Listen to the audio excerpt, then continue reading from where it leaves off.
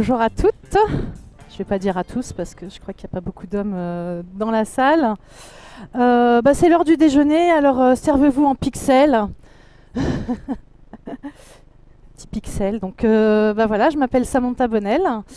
J'ai créé la tête dans les pixels depuis 2013. Et suite à une reconversion professionnelle, voilà, je suis pas née comme ça. Donc j'ai créé cette entreprise en 2013 parce que suite à une première reconversion, je suis au départ formatrice en espagnol et puis aussi dans l'accueil du public en entreprise. Et le jour où un de mes clients m'a dit, quand j'étais enceinte, ce serait bien que tu ailles t'occuper de tes enfants, tu serais mieux à la maison. Là, ça a fait tilt. J'ai dit, non, moi, j'ai quitté le salariat, non pas pour être considérée comme une presta qu'on peut jeter à la poubelle, mais bien comme une professionnelle, avec mon expertise et mon savoir-faire. Et si on est capable de me considérer comme ça, c'est pas la peine. Donc, et puis mon mari a commencé à ce moment-là à travailler sur Paris. Ayant déjà 2 enfants, je me suis dit, il va falloir faire un choix. Je ne vais pas confier mes enfants à quelqu'un d'autre, c'est pas mon sujet. Donc, qu'est-ce que je peux faire?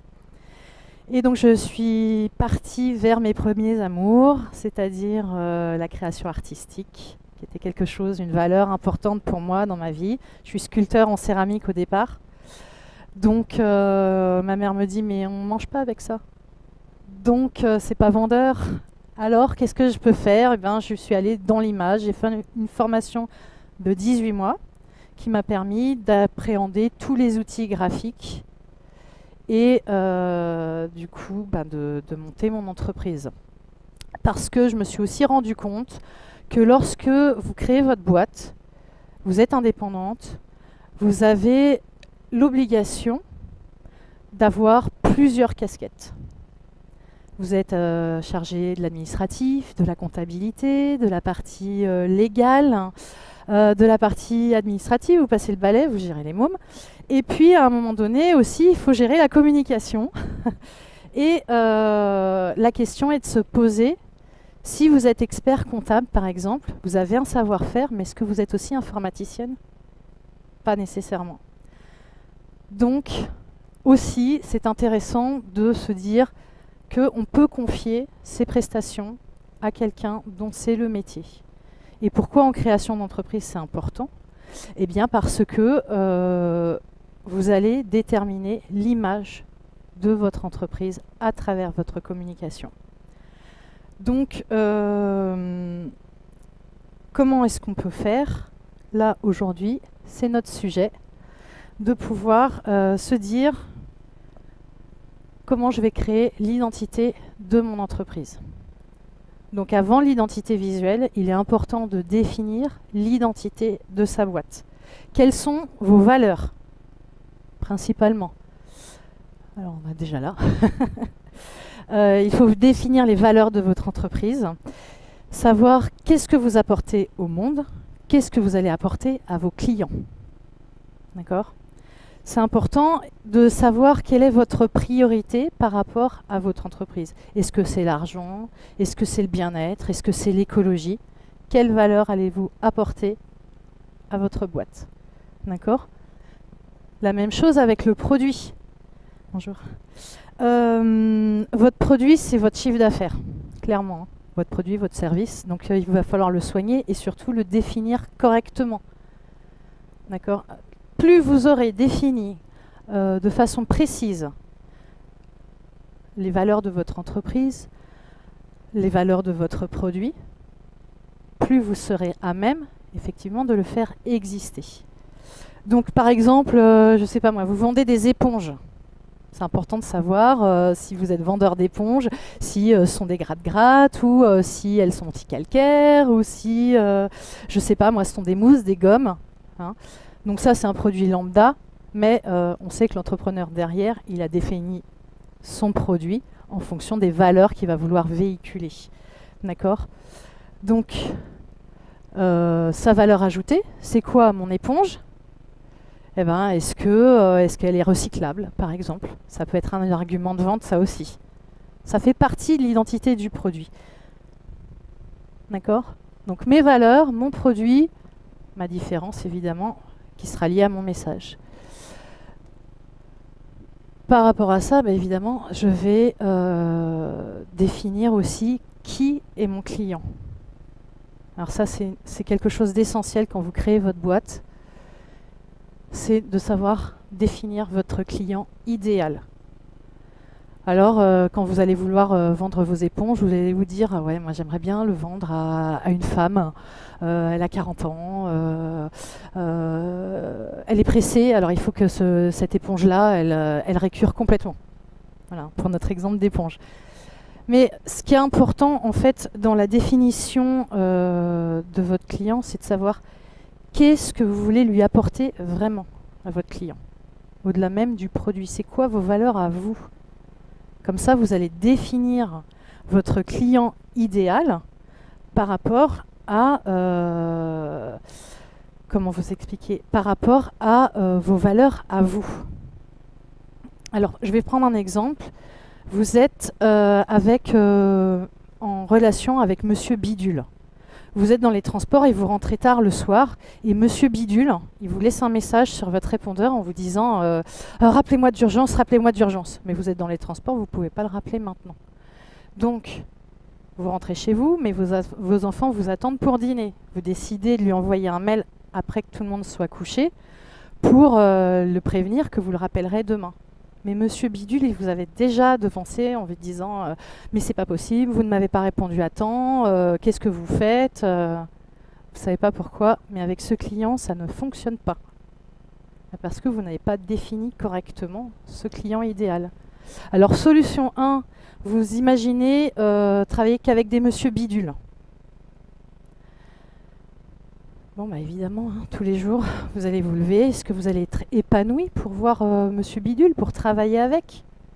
Comment vous allez vous sentir?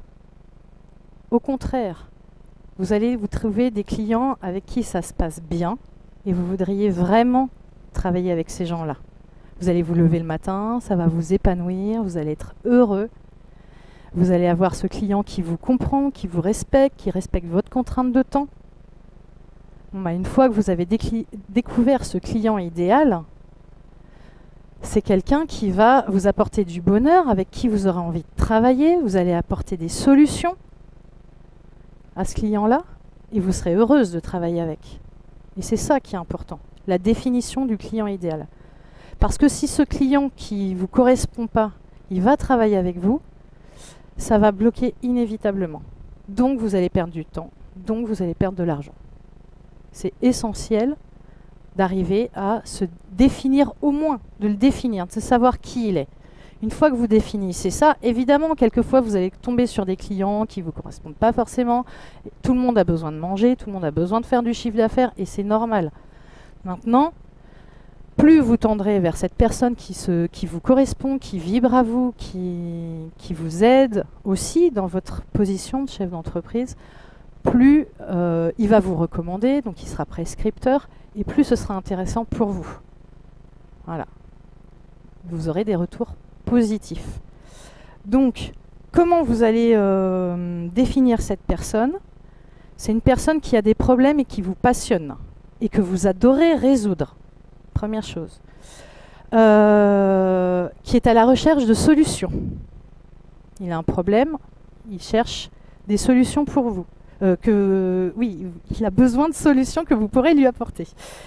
Il sait que vous pouvez l'aider, parce que vous avez cette solution-là pour lui. Désolée, c'est la caméra. Il est capable de payer et d'investir sur votre solution. Ça, c'est important aussi. Quelqu'un qui ne peut pas s'offrir vos services, voilà, c'est là où ça peut coincer. Vous avez plaisir à collaborer ensemble. Ce client-là, il aime travailler avec vous. Vous-même, quand vous choisissez un prestataire ou vous choisissez une entreprise, c'est parce que vous avez une dimension affective avec cette personne-là ou avec cette entreprise-là. Il respecte votre temps et vos contraintes. Ça aussi, c'est essentiel de pouvoir dire à votre client, bah non, là, ce soir, ce n'est pas possible, j'ai un rendez-vous, une réunion, quelque chose. C'est pas quelqu'un qui va venir vous casser les pieds passer minuit. C'est pas le sujet. Ensuite, pour sa définition, c'est important de savoir qui il est vraiment. Projetez-vous. Si je devais rencontrer mon client idéal, évidemment, je ne le connais pas encore. Projetez-vous. Qui il est? Quel âge il a? Ou elle a? Un homme, une femme? Il a des enfants? Quelle est sa tranche d'âge? Quelle est sa fonction dans l'entreprise? Tous ces détails-là, plus vous aurez d'informations sur ce client-là, plus ce sera efficace pour créer ensuite votre identité. D'accord? Ensuite, c'est important aussi de vous connaître vous-même. Non, je suis allée trop vite. Pardon. C'est important de vous connaître vous-même pour savoir comment vous allez réagir par rapport à ce client-là. D'accord? Qu'est-ce que j'apporte à mes clients? Quelle est ma valeur ajoutée? C'est quoi ma différence? Je peux vendre des éponges, mais c'est quoi ma différence? Qu'est-ce que moi j'apporte? On peut être deux à vendre des éponges. Voilà. C'est l'idée vraiment de savoir déterminer quelle est ma valeur ajoutée par rapport à ce client-là. D'accord? Pour déterminer, alors moi il y a une petite phrase astuce qui est intéressante, c'est grâce à ma compétence, j'apporte truc ou quelque chose à mon client et il va en retirer ce bénéfice. Un exemple, alors je prends mon cas évidemment, grâce à ma créativité, j'apporte un logo à mon client qui va pouvoir se rendre inoubliable auprès de ses propres clients. Voilà.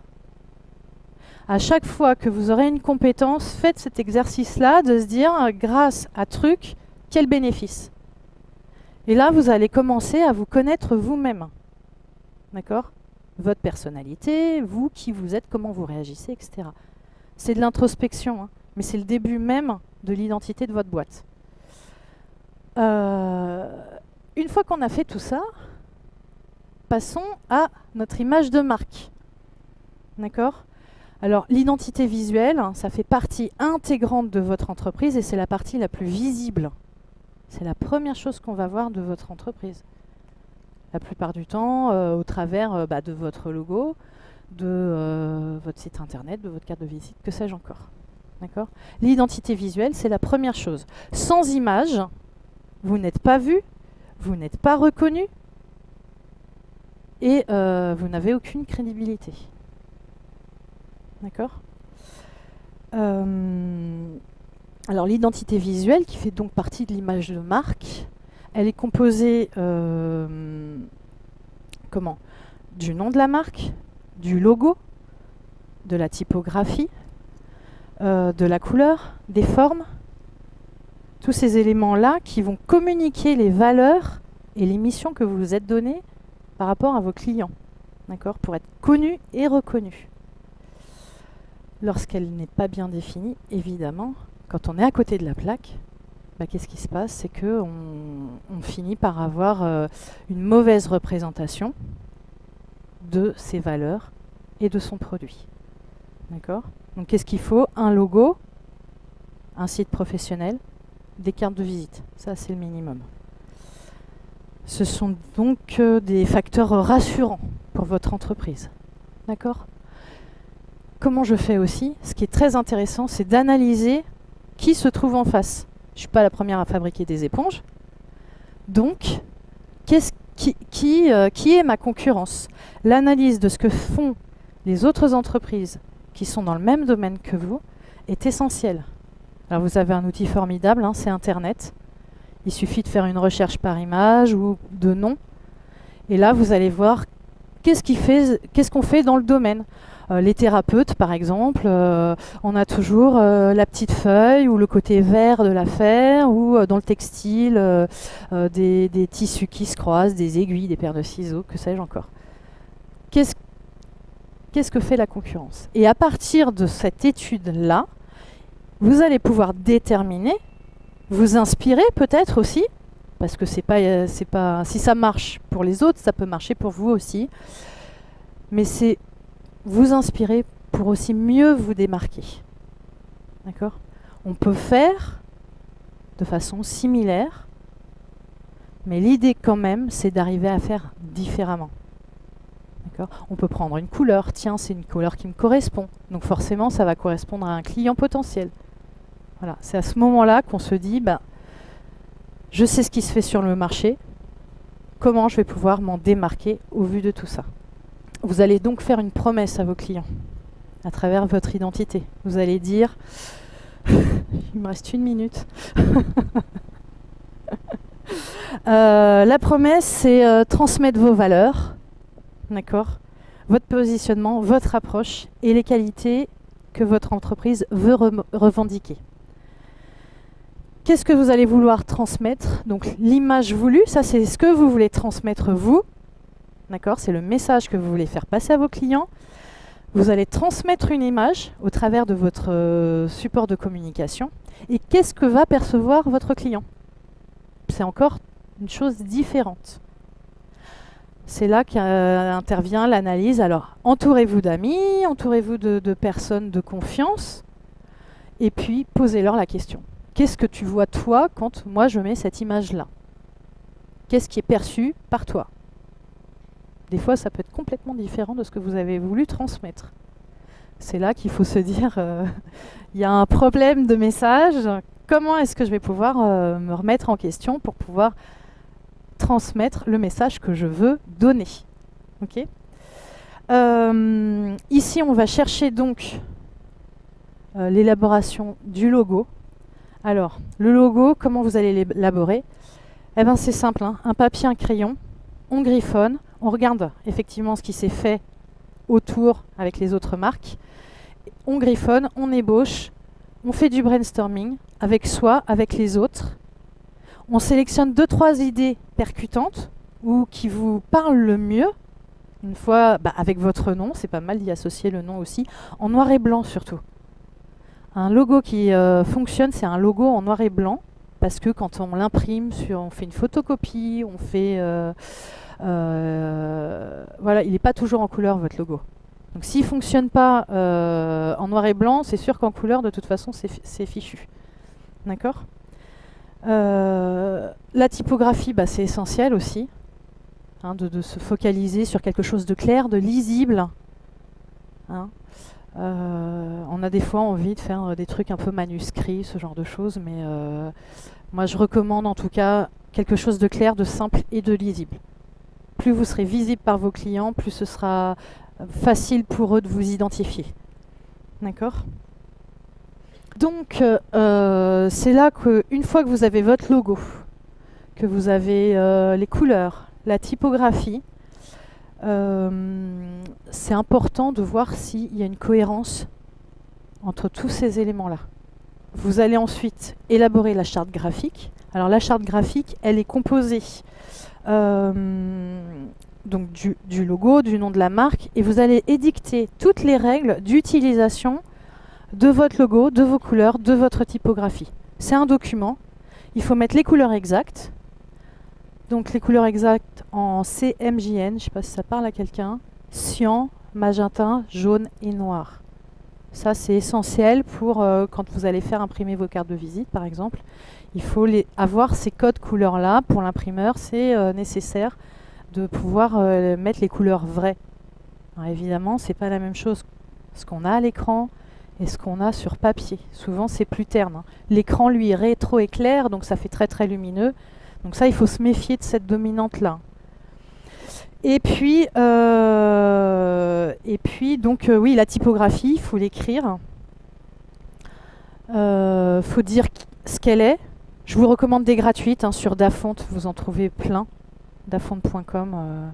Dafont, DAFONT.com. Vous allez voir, il y a plein de polices de caractère qui sont gratuites et qui vous permettent de ne pas avoir à acheter une typographie, ça coûte horriblement cher. Donc l'idée, c'est quand même de pouvoir diffuser ensuite sur tous les supports. Alors on parlait de la carte de visite, mais ça c'est le cœur même de votre activité, une carte de visite au moins, même si vous n'avez pas de site web, si la carte de visite pour aller la distribuer à tout le monde. Après, le site web, c'est important. Et puis après, vous allez pouvoir le décliner sur tout support. Si vous vous baladez, plus vous avez de supports de communication à transmettre à vos clients, mieux c'est. Ça, c'est... Ils vont se souvenir de vous. Et ensuite, il y a toute la partie web et réseaux sociaux qui est importante. Alors pour tout ce qui est web, je vous recommande aussi de mettre les images en PNG. Ce sont des formats légers qui permettent d'être affichés sur les écrans sans que ça pèse trop lourd. Voilà. J'ai fait vite. En tout cas, en vous assurant de la bonne gestion de votre identité, votre entreprise deviendra plus efficace pour propager votre message. D'accord ? Pour être réussi, il doit y avoir concordance entre la représentation et la perception. Et vous pouvez le considérer comme étant un levier de performance pour votre entreprise.